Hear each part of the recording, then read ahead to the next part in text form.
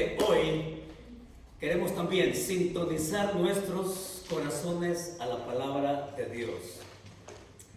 Y como es el corazón de esta iglesia, queremos hacerlo en dependencia de Él, ofreciéndonos en esta oración que juntos también queremos decir. Así que acompáñenme y digámosle al Señor esta oración juntos. Y decimos: Señor, en este momento dispongo mi corazón y mi voluntad para ser oidor y cumplidor de tu palabra en obediencia. Guíame con tu Espíritu Santo para ser transformado a la imagen de tu Hijo. Que así sea. A varios ya les he contado de la experiencia que me tocó vivir en una visita allá en España. Justo ahí, en la ciudad de Madrid, en la esquina del kilómetro cero de Madrid, allí donde hay una librería, donde entré para comprarme un buen libro. Y cuando entro a la librería, y mientras estaba chequeando uno y otro libro por ahí, ¿no les ha pasado a ustedes esa sensación extraña de ser observados? Y así fue, pero de momento no le presté tanta atención, pero sí, cuando después empecé a escuchar que estaban hablando de mí. Mientras yo veía los libros, escuchaba que estas dos personas estaban hablando de mí. Y entre ellos, como secreteándose, se decían mutuamente: es él, es él. Y el otro le decía: no, no puede ser él. Y el otro le decía: sí, te digo que es él. Y mientras yo estaba ahí, empecé a inquietarme porque sí, definitivamente estas personas estaban hablando de mí. Y cuando tomo el libro y cuando me vuelvo al mostrador para pagarlo, estas personas, cuando me ven, se quedan así, como asustados. Es cierto que soy feo, pero no es para tanto, ¿no? Pero estas personas, cuando me vieron, se sorprendieron y dijeron esto: hombre, pues nosotros te conocemos. Y les digo: pues creo que se han confundido porque yo vengo de América. Y dicen ellos: pues ahora que te escuchamos hablar, sí creemos que no eres de acá. Pero oigan esto, ellos se confundieron conmigo porque me dijeron que yo era el vivo retrato de Ricardo Sáenz de Inestría. Y cuando yo pregunto quién es Ricardo Sáenz de Inestría, usted puede ir y googlearlo por ahí, buscar la fotografía de él, que me dicen: eres el vivo retrato de este hombre. Y incluso ellos estaban queriéndole pedir al hombre de la librería que sacara una foto para mostrármela. Y ellos insistieron, mis hermanos, que yo me parecía a este hombre que era un ultraderechista allá en España. Así que empezamos a conversar y lo que por último ellos me dijeron, luego la conversación se extendió a asuntos religiosos. Pero lo último que ellos me dijeron fue esto: ándate con cuidado, porque o bien te piden un autógrafo o bien te matan. Así que no tuve que esperar hasta el día siguiente. Esa misma tarde, después que llegué al hotel, esa misma tarde yo me afeité la barba para tratar de verme un poco más distinto a este hombre que allí ellos me confundieron. Ahora, ¿por qué cuento esta historia? Porque de momento me vi allí envuelto, expuesto solamente por el hecho de parecerme a este hombre. Me vi expuesto solo por parecerme a alguien que yo ni siquiera conozco. Parecerme a esta persona a quien ni me importa la ideología que tiene. A alguien que incluso ni siquiera me conoce, pero me vi expuesto por el hecho de parecerme a Él. ¿Saben, hermanos? Lo mismo podemos decir con Cristo. Porque podemos llegar a parecernos tanto a Cristo que hasta nos pueden confundir. De hecho, el título de cristiano o apodo cristiano nace allá en el libro de Hechos. Eran tan parecidos a Cristo que hasta lo confundían con Él. Y significaba Cristos pequeños, cristitos, por decirlo de otra forma. Pero podemos llegar a parecernos tanto a Cristo y ahí la cosa es diferente. Ahí la cosa es distinta, porque ¿quién no se quiere parecer a Cristo? Porque ¿quién no quiere que lo confundan con el hombre histórico Jesucristo? Pero no solamente se trata que nos confundan o que nos vean la imagen de Él en nuestra vida. Porque si hay algo que yo tengo claro, hermanos, que conocer a Jesucristo nos puede llevar a decir lo que sabemos de Él. Conocer a Jesucristo o parecernos a Él también tiene que ver con una vida que puede ser distinta. Es que parecernos a Cristo nos puede llevar también a nosotros a serles leal, serle leal en el llamado que nos ha hecho. Y precisamente de eso se trata el pasaje. Estos que habían conocido al Señor, luego el Señor les lleva a que ellos vayan y que ellos declaren las buenas nuevas de su reino. Es el pasaje que veremos el día de hoy en Mateo capítulo 10. Y saben, es un pasaje que lo leí en diferentes versiones para encontrarle en el pasaje específico de hoy qué es lo que el escritor bíblico nos quiere dar. Es Mateo capítulo 10 versos del 37 al 42 donde hemos de estar. Y es ahí donde el Señor Jesucristo, para que vayamos sintonizándonos, qué tanto nosotros le conocemos o qué tanto podemos llegar a parecernos a Él, que el título que no tuve más remedio que ponerle fue este: vale la pena el riesgo. Vale la pena parecerse a Cristo. Vale la pena decir lo que sabemos de Él. Vale la pena ir donde Él dice que debemos ir. El título que no se me pudo ocurrir otro mejor es que vale la pena el riesgo.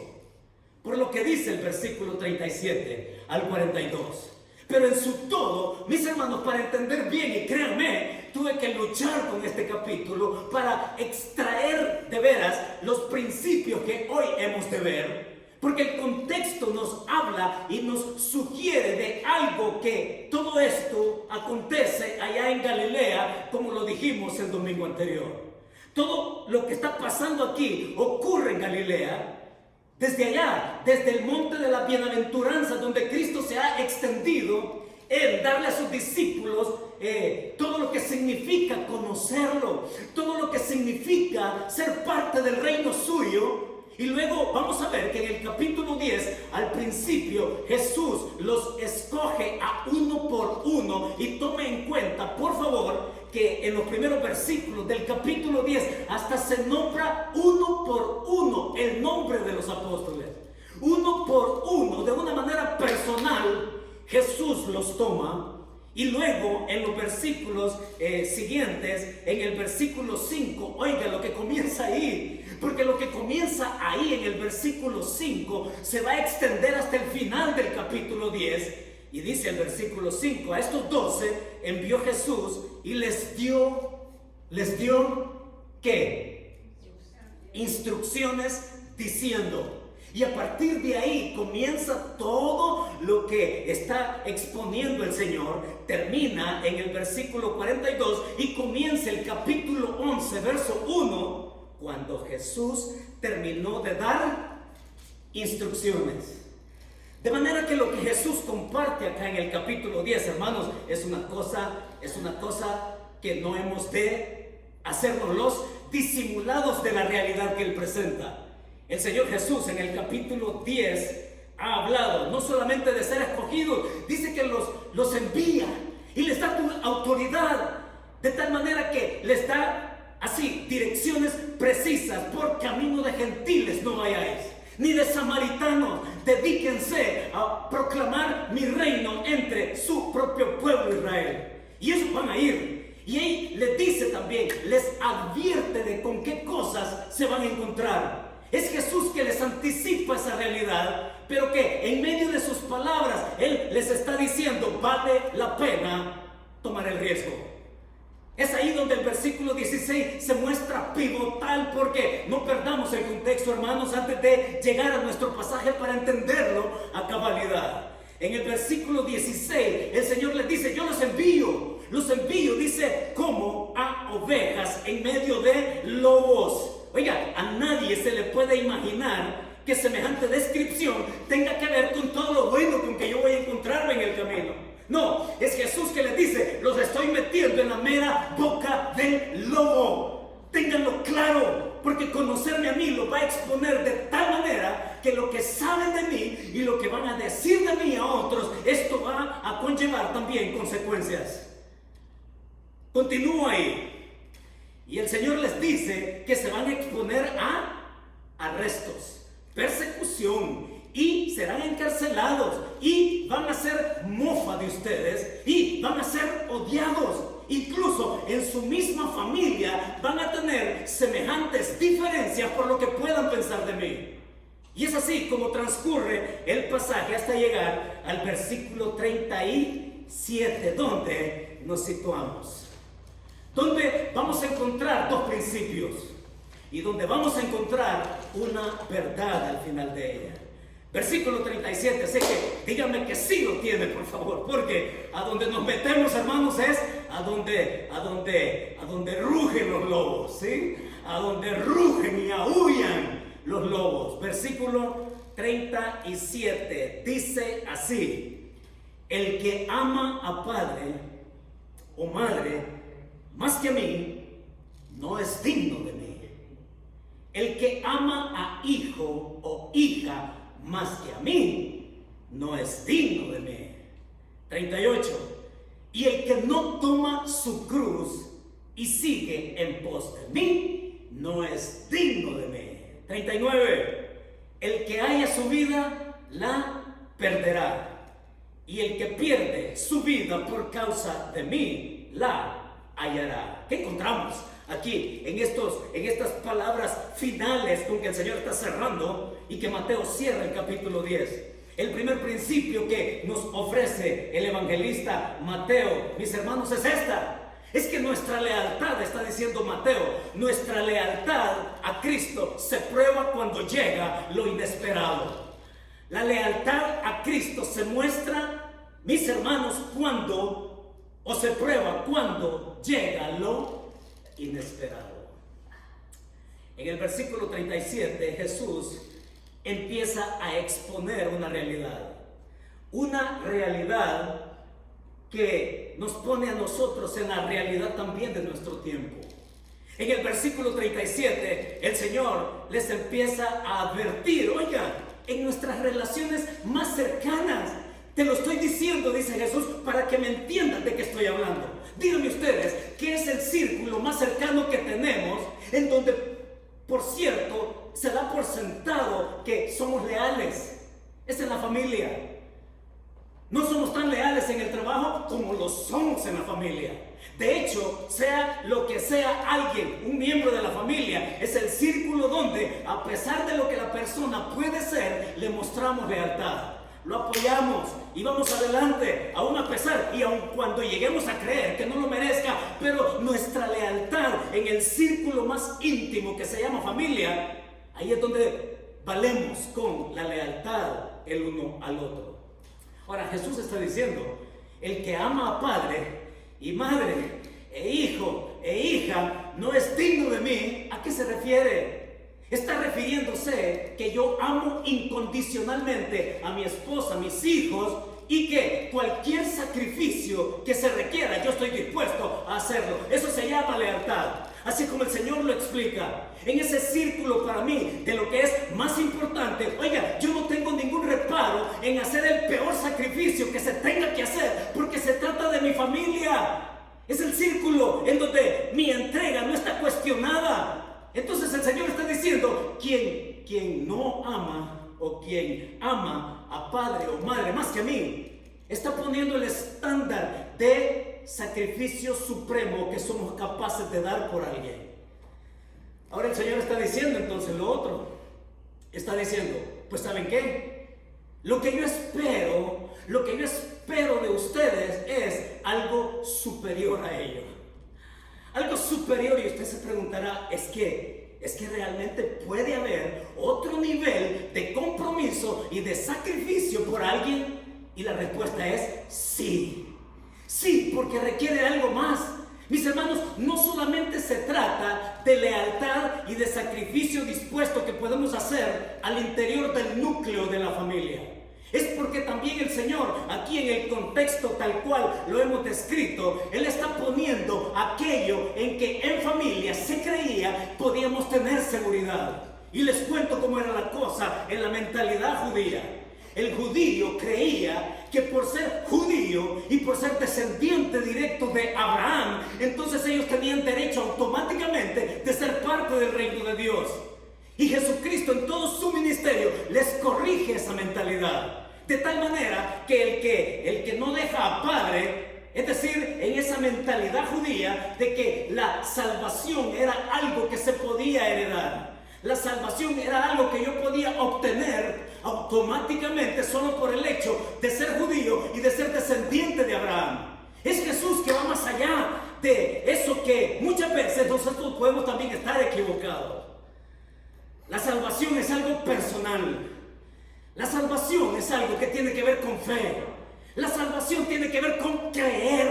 Por eso es que Jesús pone sus estándares al punto más extremo. Él está buscando con estos discípulos que está enviando primeramente a su pueblo, es que ellos tengan un amor supremo y sacrificio supremo más que el que podemos darle a una familia. ¿Sí, no? La pregunta que nosotros debemos hacernos es, ¿y será que Jesucristo merece tanto? ¿Y será que Jesucristo merece tanto? Dejemos que el pasaje nos siga explicando. Porque estas dos cosas aquí, primero, que sí, yo puedo mostrarle mi sacrificio a Él por encima de la lealtad que yo le puedo tener a mi familia. Sí, yo puedo estar claro que mi salvación es personal y por fe y no por algo que yo pueda heredar, como era el caso de los judíos. En el versículo 38, Él va a mencionar otra cosa. Y en el versículo 38, Él habla de cruz. Atención, porque es la primera vez que Mateo va a usar esta palabra en todo su evangelio. Es la primera vez que Mateo va a hacer uso de cruz. Y los judíos entendían exactamente qué significaba cruz. De hecho, su historia estaba plagada. Y si usted lee la historia de los judíos en el tiempo de los macabeos, oigan, habían aquellos que persiguieron a los judíos desde antes, y que hubo un Antíoco Epífanes que sacrificó a miles de judíos. Sí, hubo alguien en la historia llamado Alejandro Janeo, y este hombre en un solo día crucificó a 800 fariseos que estaban en contra de él. El judío sabía lo que significaba ser crucificado. No tenían que esperar hasta la culminación del ministerio de Jesús. Jesús les está anticipando algo que en su camino de ir, de proclamar, de decir que lo conocen y que tienen fe en Él, les anticipa el camino que van a recorrer. Les va a decir que se van a encontrar con personas así. El camino va a estar tapizado de oposición. La cruz acá es, dice el versículo 38, y el que no toma, óigalo, su cruz. Jesús no está hablando de tomar la cruz de Él. Está hablando de tomar su cruz, Ruth, su cruz, Baudelio, su cruz, Héctor, su cruz, Elizabeth, la cruz de cada uno. ¿Y cuál es la cruz de cada uno? La cruz de cada uno es cualquier oposición con la cual nos podemos encontrar cada uno con esto de hablarles a otros de conocer a Jesucristo. Oigan, era tanto así. Podía llegar a tanta la oposición que en el versículo 36, por eso es que se entiende mejor el asunto del aspecto familiar, porque aún en el aspecto familiar puede haber aquellos no solamente que no creen en Cristo, sino que están en contra de Él, sino que también pueden estar en contra suya por el hecho de ser cristiano. Es que el versículo 36 dice: y los enemigos del hombre serán los de su casa. Es que hablar de Cristo, conocer a Cristo, nos va a poner en el territorio enemigo también dentro de la misma familia. Ahora, tomar la cruz aquí son las circunstancias severas, y recordemos el contexto ahí en el versículo 16. El versículo 16, el Señor dice: yo os envío como a ovejas en medio de lobos. Y no espere algo así placentero. Así es que dice él: tomen la cruz. Esperen oposición. Cada uno va a experimentar oposición distinta, y lo vivimos en el tiempo actual. Y nosotros podemos dar testimonio de cuánto en nuestra propia familia se pueden oponer a lo que creemos, se pueden oponer a lo que significa Cristo para mí. Y en medio de eso hacer mofa, y en medio de eso también negar y criticar y cuestionar la vida que nos dicen típicamente cuando algo de pronto en nuestro crecimiento espiritual no está de acuerdo a las circunstancias o a las estándares bíblicas. ¿No es cierto que nos han dicho: y decir que sos cristiano? En la propia familia. Es interesante, pero ese versículo 39 nos lleva a otro punto interesante. Porque se ha preguntado usted qué significa esto que está ahí en el versículo 39. Ahí dice: el que haya su vida, la perderá. Y el que pierde su vida por causa de mí, la hallará. Jesús pone la atención en algo más, porque Jesús les está llevando a sus discípulos, al hablar de Él, que lo conocen, cumplir su misión. Él les está diciendo acá algo que está relacionado con lo que está dicho en el verso 28. Note cómo en el flujo de todo lo que Jesús está diciendo, ahí en el versículo 28 dice: no temáis a los que matan el cuerpo, mas el alma no pueden matar. Temed más bien a aquel que puede destruir el alma y el cuerpo en el infierno. Es Jesús que está hablando. Y la palabra que se usa en el versículo 39, donde dice: el que haya su vida, la perderá. Y el que pierde su vida, acá en el versículo 39, es la misma palabra en el original, en el texto griego, que se traduce para alma. Es Jesús que los está llevando a que ellos entiendan la intensidad de lo que significa proclamar el reino. Son los discípulos que ellos se van a encontrar con todo ese tipo de personas, como usted y yo nos encontramos todos los días. Ese tipo de persona que piensa que la vida se halla en cualquier cosa que le traiga el disfrute de esta vida. Sí, son personas que se rinden al trabajo, son personas que se rinden a su moralidad. Sí, son personas que se rinden a su religión, son personas que se rinden a la buena fama de su nombre, son personas que atesoran ese nombre y reputación que les trae una posición y una credibilidad delante de todos. Pero, mis hermanos, lo que Jesús está diciendo acá: el que haya su vida, el que piensa que su vida la puede solamente disfrutar en lo terrenal y que es bueno. Claro que sí es bueno. ¿Es buena la religión? Pues miren, es buena la religión, pero no suficiente. ¿Es buena la moralidad? Sí, es buena la moralidad, pero no es suficiente. Es buena cualquier otra cosa que me haga así a mí ser buena persona. Sí, todo eso es bueno, pero el que piensa que su vida es solamente esto, la va a perder, dice el Señor. Porque no puede haber vida exceptuando creer en Cristo. No puede haber vida eterna, no puede haber vida más allá de la muerte desvinculándose del Señor. Es por eso que el pasaje cobra una riqueza con lo que significa creer y tener fe. Es Jesús entonces que nos dice: el que haya la vida, cualquier otro medio que le lleve a disfrutar solamente esta vida terrenal, sépalo, dice el Señor, la va a perder. Porque una vez que llegue a la muerte, ahí se va a acabar el asunto, el disfrute se le va a acabar, se le va a terminar. Pero si en su vida nunca ha tenido un encuentro y cree en el Señor Jesucristo, entonces la va a perder definitivamente. Mis hermanos, cuando venimos a este punto, muchos piensan ganar la vida al alto costo de rechazar a Jesucristo. Se pasan la vida rechazándolo. Se pasan la vida, oigan, ultrajando a Dios. Se pasan la vida negando a Dios. Pero se pasan la vida, ganan la vida, hallan la vida de esa manera. Pero cuando llegan al instante de la muerte, ahí se termina todo para ellos.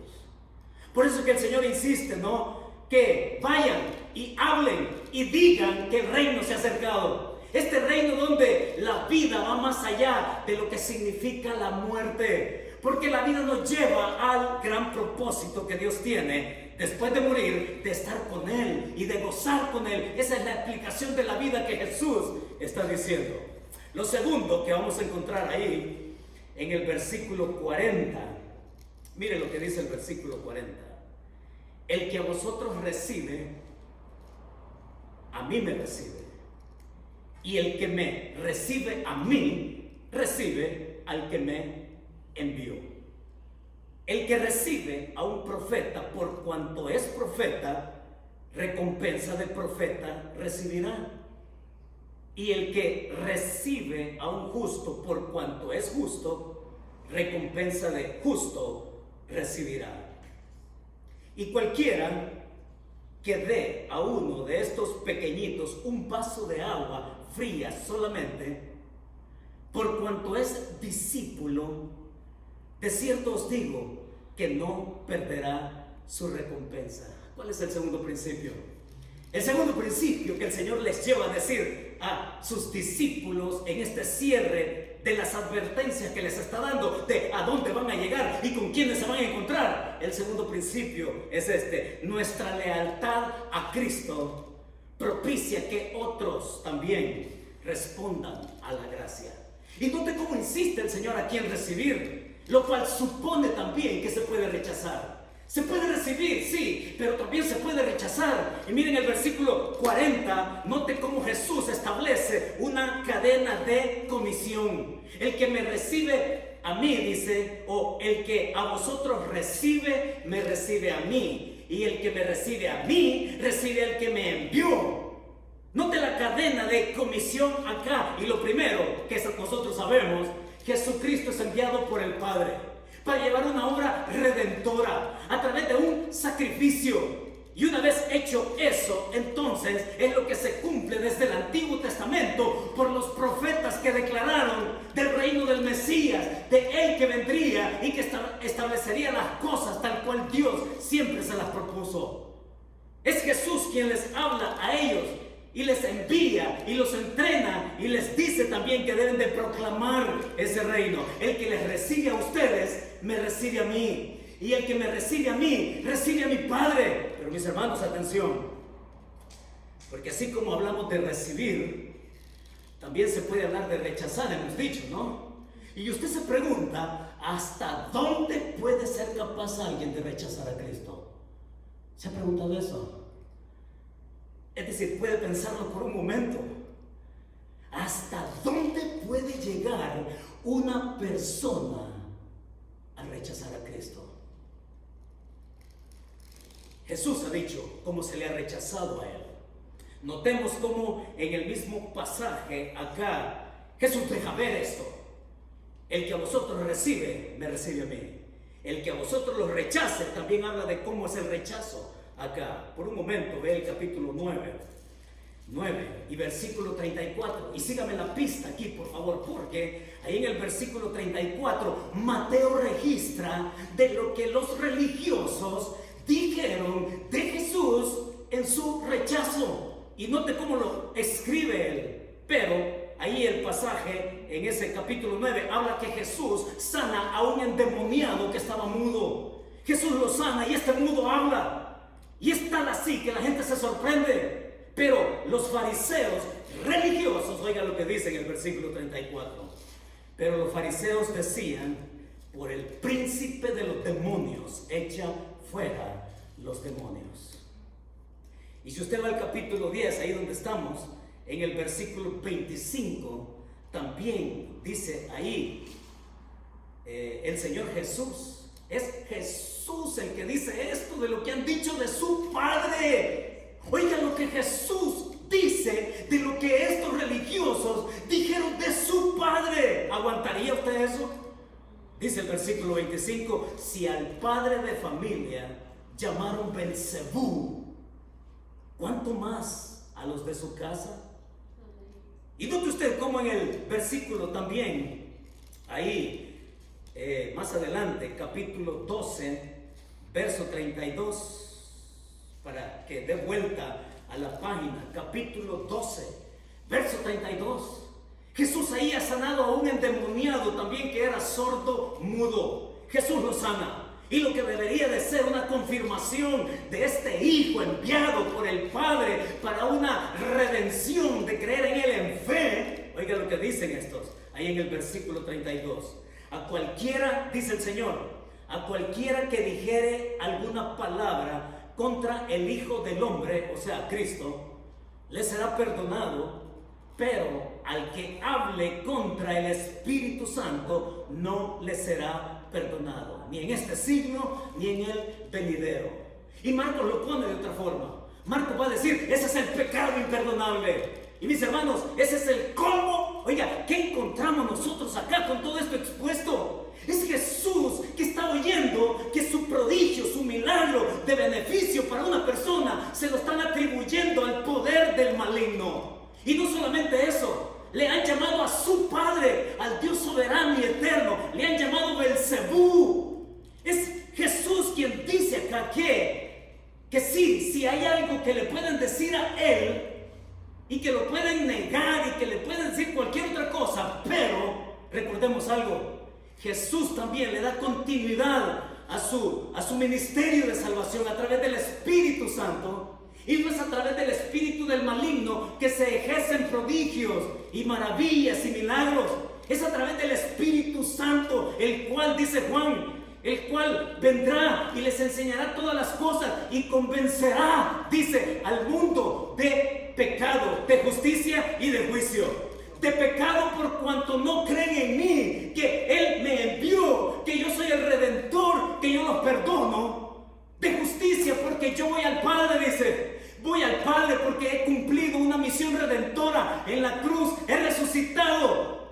Y de juicio porque dice allá, lo dice allá como una señal de lo que le espera a todo aquel que niega, que no cree y que no confiesa a Jesús, y que peor aún puede llegar a la peor de las blasfemias. No solamente se trata de incredulidad, no solamente se trata de rechazo, se trata de blasfemia, de juicio, dice, porque es lo que le espera y a quien pone Jesús allá como estándar de lo que le espera a todo aquel que blasfema el nombre santo de Dios, es al mismo Satanás. Porque el príncipe de este mundo, dice, ha sido condenado. Y lo que le espera a una persona, oiga, a una persona que no cree en Cristo, sí puede hablar de Cristo. Y muchos grupos hablan de Cristo hoy. Los testigos de Jehová hablan de Cristo, pero no creen que Él es Dios. Los testigos de Jehová hablan del Espíritu Santo, negando al Espíritu Santo como persona, como deidad. Y los mormones no creen en Jesús como Mesías, como Redentor, como Dios. Y los musulmanes no creen que Dios tenga hijo. Mis hermanos, este mundo está plagado de blasfemias. Nosotros cuando vayamos y salimos, nos encontramos con una cuna de lobos, donde se respira incredulidad y donde la gente blasfema. Pues ese es el territorio y eso es lo que el Señor nos manda a que nosotros enfrentemos. Vayan, digan, hablen, expónganse. Y claro que sí, es que no hay otra manera de pasar el día. Es que en el mismo trabajo, en la misma casa, donde quiera que nos encontremos, nos vamos a exponer, nos guste o no nos guste. Pero mis hermanos, la pregunta es, ¿acaso vale la pena Cristo para que yo me exponga? Si yo no lo conociera, sépalo, yo no pongo mis manos en el fuego por Él, no lo pongo. Pero porque lo conozco y porque me ha perdonado, lo menos que yo puedo hacer es hablar de quién es Él, hablar de lo que Él ha hecho, hablar de la vida que en el Señor se puede encontrar. Es que, mis hermanos, el Señor por eso les dice a sus discípulos, y si ustedes llegan a una casa, y si esa casa los recibe, va a ser una casa digna, dice. Pero si no los reciben, dice en el versículo 11 al 14, sacudid los pies de vuestros, el polvo de vuestros pies, váyanse de esa casa incrédula y sigan proclamando, porque una persona que rechaza a Jesús no es digno de la salvación. Pero el énfasis que el Señor nos lleva es precisamente a recibir. Verso 41, pues dice, ¿no? El que recibe a un profeta, por cuanto es profeta. ¿Y cuál es la recompensa del profeta? La recompensa del profeta, mis hermanos, es esta. Es Dios que en el Antiguo Testamento personalmente escogía a sus profetas. Si usted lee a cada uno de los profetas que tenemos en el Antiguo Testamento, a cada uno de ellos Dios los llamó personalmente y le daba su palabra. Y este profeta iba donde el Señor le decía, y sus palabras eran estas: el Señor dice. La recompensa del profeta era el privilegio de declarar la palabra de Dios. Y la recompensa del profeta era el resultado que había de ello. Hermanos, qué gozo de veras cuando una persona que oye la palabra de Dios, que oye quién es Jesucristo, y que esta persona se rinde al sacrificio suyo. Qué recompensa más linda con el gozo que se tiene, ¿no? No solamente para el que lo comparte, para la misma persona que lo recibe. Es el gozo de conocer su gracia, el resultado que ya sabemos que puede pasar con una persona que lo rechaza. Ahora, esa es la recompensa del profeta, del que es justo.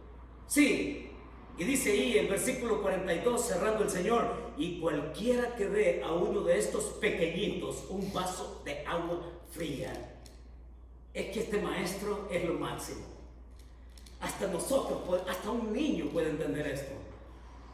El que llega a una casa y habla de quién es Jesús, y esta persona lo recibe, y aun cuando lo que le pueda ofrecer es un vaso de agua fría, dice, a uno de estos, dígalo usted, a uno de estos pequeñitos. Me encanta, porque la palabra en el texto original, ¿saben qué? A uno de estos simples, dice ahí.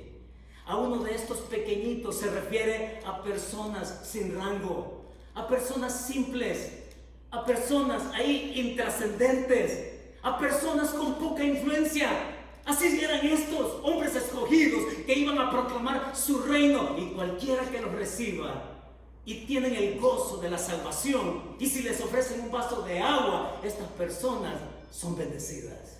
Y ustedes, el gozo suyo es ver la gracia de Dios manifestándose. Ahora, Pablo lo dijo de otra forma, y Pablo lo dijo así, allá en una de sus cartas, en 2 de Corintios, capítulo 4, verso 7. Lo que Pablo dice allá en esa epístola son estas palabras. Él dice: tenemos este tesoro, dice, en vasos de barro, para que la excelencia y el poder sean de Dios y no de nosotros. Hermanos, somos pequeñitos, somos simples, tal vez sin mucha influencia, pero con algo que decir, con mucho que decir, porque conocer a Cristo me expone allá afuera. Y lo menos que yo puedo hacer es decirle a una persona que soy cristiano, aun cuando eso tenga cualquier otra consecuencia. Pero porque creo que Jesús es mi Salvador y me ha redimido de una condenación que es eterna, lo menos que yo puedo hacer es decirle, ¿sabe qué? En Cristo tú puedes encontrar también sentido a tu vida. En Cristo tú puedes encontrar el verdadero gozo. En Cristo tú puedes encontrar la verdadera paz, y por eso es que cuando el Señor cierra esta palabra, mis hermanos, la verdad que nos llevamos a casa, oiga esta verdad que nos llevamos a casa, nuestra lealtad a Cristo nos lleva a que otros encuentren esperanza en Él. De eso se trata. De eso se trata. Por eso es que cuando se pone a prueba ante lo inesperado, espérenlo. Ahora ya está, estamos advertidos. El Señor le dice, van a ir, pero sin saber en qué momento pueda aparecer, espérenlo. Como hijos de Dios estamos expuestos. Lo otro que ha dicho el pasaje es que esta lealtad nuestra al Señor propicia también, mis hermanos, que otros puedan responder a la gracia, que puedan responder a lo que el Señor les ofrece y que vengan a ser parte de la familia de la fe y de lo que es el reino suyo. Entonces nos vamos con esta verdad. Mis hermanos, nuestra lealtad a Cristo nos lleva a que otros encuentren esperanza en Él. Solo Jesucristo salva. Oramos. Padre, muchas gracias por esta mañana en que podemos renovarnos en esta comisión tuya. Sí, Señor, nos has llamado por nombre a cada uno de los que estamos acá.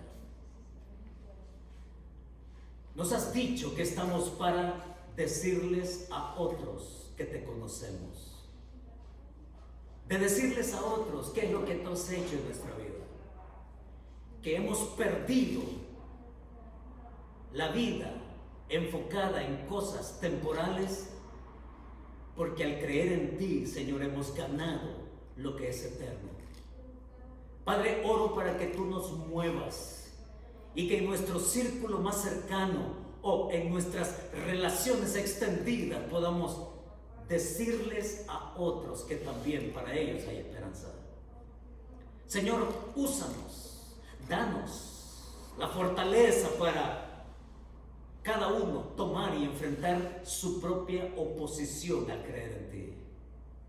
Señor, danos el gozo de presentar tu evangelio y danos el gozo también de ver y oír que otros deciden creer, entregarle su vida a Cristo. Muchas gracias, Señor, por el testimonio que podemos ser como iglesia llamada a proclamar que el reino tuyo se ha acercado. Bendito sea tu nombre, Señor, por darnos este privilegio. Gracias por permitirnos, Señor, ser parte de la tropa que tú quieres seguir usando. Tu iglesia militante para testimonio a un mundo perdido. Muchas gracias, Señor. Te bendecimos y te damos la gloria en el nombre de tu Hijo Jesucristo. Amén y amén. Mis hermanos, que Dios nos bendiga.